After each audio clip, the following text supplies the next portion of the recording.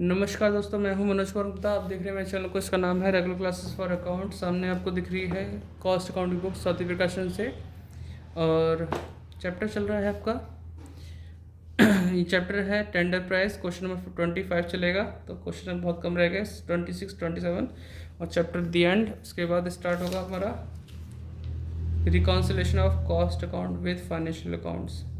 जल्दी शुरू करते हैं, ये भी एक टफ चैप्टर है। फिर हमारे पास सारे मोस्टली वीडियो होंगे इस पर कॉस्ट अकाउंट के, कुछ अगर रह जाएंगे तो दोबारा उसे बना देंगे। तो फिलहाल इसे कंटिन्यू करते हैं। तो स्टैंड नीचे करता हूँ, पढ़ाता हूँ क्वेश्चन क्या कहता है आपसे।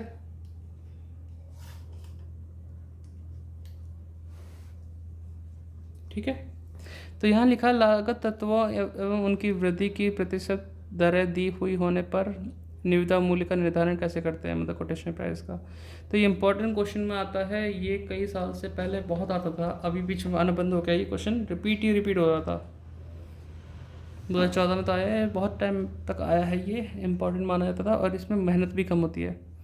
तो इसे कैसे करते हैं ये देखते हैं। A manufacturer finds that an advance in the cost of production has taken place and that whereas formerly his goods cost raw material कितना है 30%, wages 20%, rent rates 5%, fuel 10%, general expenses 15%. Now there has been an advance of fuel in 50%, ठीक है, और material में 25%, in wages and wages में बोला है 20% in rent है।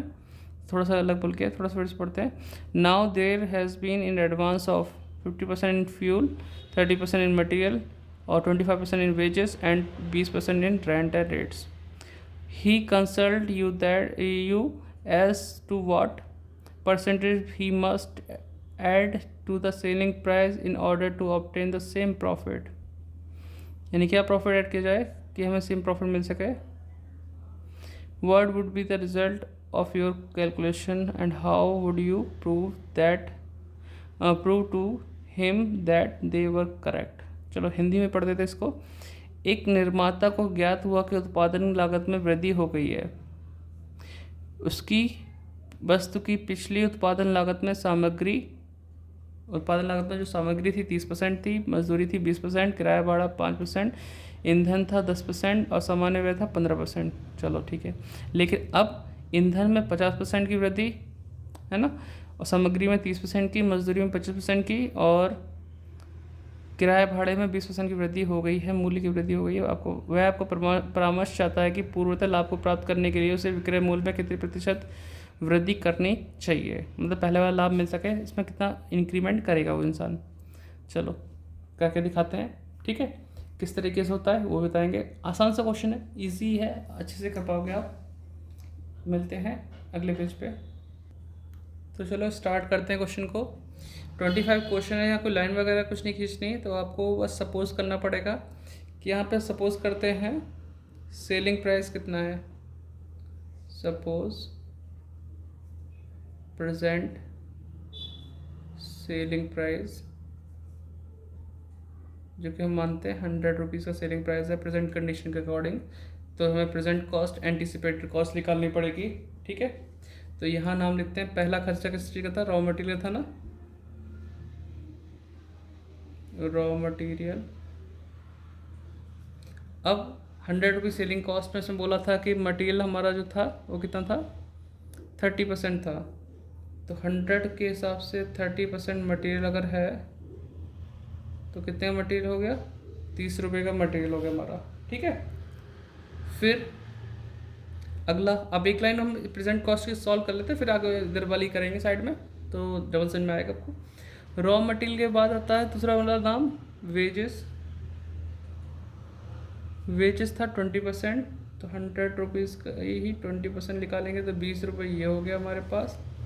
फिर आगे था हमारे पास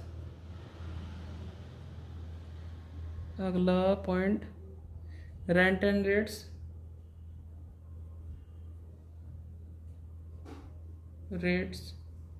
इसमें था आपका रेंट एंड रेट्स में 5%,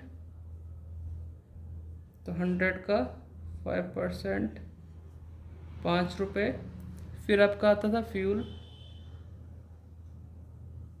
में हो गया हमारे पास 10%, तो 100 का 10% भी हुआ है 10 रुपये। जनरल एक्सपेंसेस थे,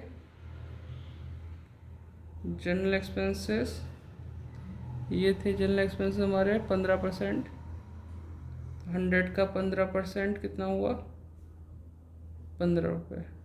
ठीक, इतना क्लियर हो गया। अब अगर हम इसे प्लस करेंगे तो क्या आएगा, 30, 20, 50, 50 और 25, 75 और 5, 80। तो टोटल कॉस्ट जो हुआ है वो 80 हुआ है। सेलिंग प्राइस हमने क्या माना था, सेलिंग प्राइस हमने माना था 100। 80 का बना के 100 में बेचते हैं तो 20 रुपये का प्रॉफिट ले रहे हैं हम। ये कितना है प्रॉफिट, 20 रुपये। ठीक है, अब प्रॉफिट की परसेंटेज है तो कॉस्ट पे निकाल लो या सेल पे निकाल लो, जो चाहो वो कर सकते हो, दोनों में कंप्लीट परसेंटेज आएगी। तो ठीक है, तो हम लिखते हैं profit on cost.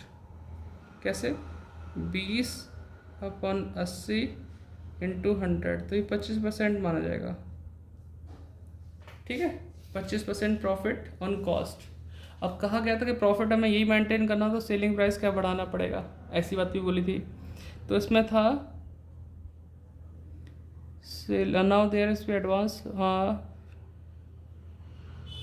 50% in fuel, 30% in material, है ना। तो हमें ध्यान से करना पड़ेगा किसमें क्या क्या बोला है।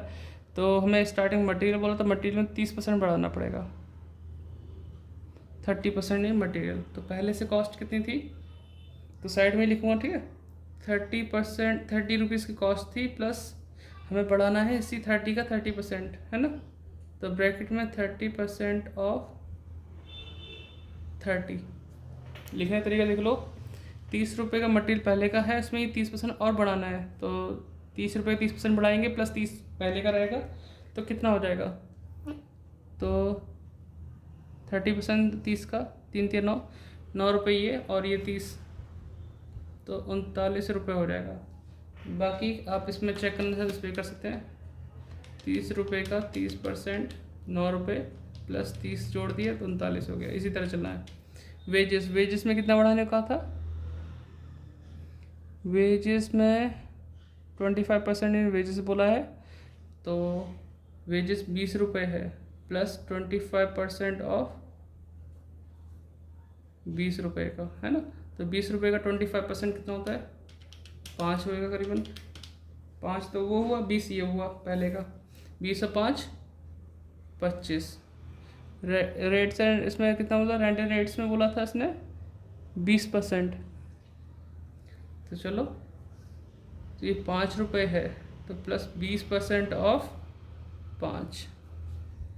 अब 5 रुपये का 20% कितना होता है, 1 रुपये। 1 और 5 कितने हुए, 6 रुपये। यहाँ तक क्लियर। फ्यूल में कितना बढ़ाना था, 50%, तो फ्यूल है 10 रुपये का। ठीक है, ये लाइन बीच में खींच देता हूँ, अलग रहेगा। ठीक है, 10 रुपये फ्यूल था, प्लस 50% ऑफ 10 रुपीज़। तो 10 रुपीज़ का 50% यानी कि 5 रुपये, 5 और 10 ये कितने हुए, 15 रुपये। अब जनरल एक्सपेंसेस के बारे में कुछ बोला है क्या, देखो जनरल एक्सपेंसेस के बारे में कुछ नहीं बोला। तो कितना था यहाँ पे, 15 रुपये था ना जनरल एक्सपेंसेस, कोई चेंजेस नहीं हुए, तो 15 ही लिख देना, कोई नहीं, सेम टू सेम आ जाएगा। अब इनको प्लस करते हैं, 39 प्लस 25 प्लस 6 प्लस 15 प्लस 15, तो ये 100 रुपये आ गया। टोटल कॉस्ट कितनी हो गई, टोटल कॉस्ट 100 रुपये हो गई। प्रॉफिट ऑन कॉस्ट कितना था, 25%, तो वही लेके चलते हैं। प्रॉफिट ऑन कॉस्ट कितना आएगा, 20% ऑन कॉस्ट, यहाँ प्रॉफिट लिख दूँ। ठीक है, तो 100 रुपये का 25% कितना हुआ, 25। तो यहाँ सेलिंग प्राइस क्या हो जाएगा, 125। तो कहने का मतलब ये है, अगर हमें सेम प्रॉफिट चाहिए तो सेलिंग प्राइस जो कि पहले कितनी थी 100, अब कितनी है 25, 125 है। तो हमें सेलिंग प्राइस बढ़ानी पड़ेगी, तो लिखेंगे selling price should be increased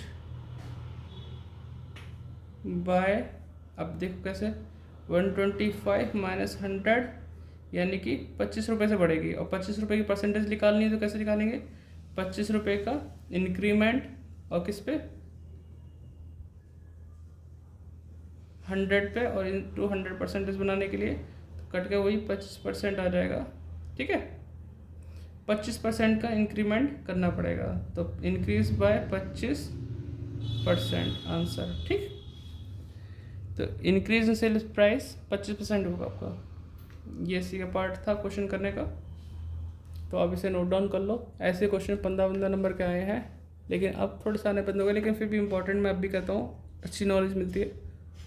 तो वीडियो पसंद आई तो लाइक शेयर सब्सक्राइब, मिलते हैं नेक्स्ट वीडियो में, बाय बाय। डिस्क्रिप्शन कुछ लिखा पढ़ लेना, और इसे वीडियो पॉज करके नोट डाउन कर लेना। टारगेट याद रखना 25,000 सब्सक्राइबर करने हैं मुझे, स्टूडेंट जोड़ने हैं 25,000 के आसपास इस साल के एंड तक। देखो कैसे पॉसिबल होता है। Bye bye.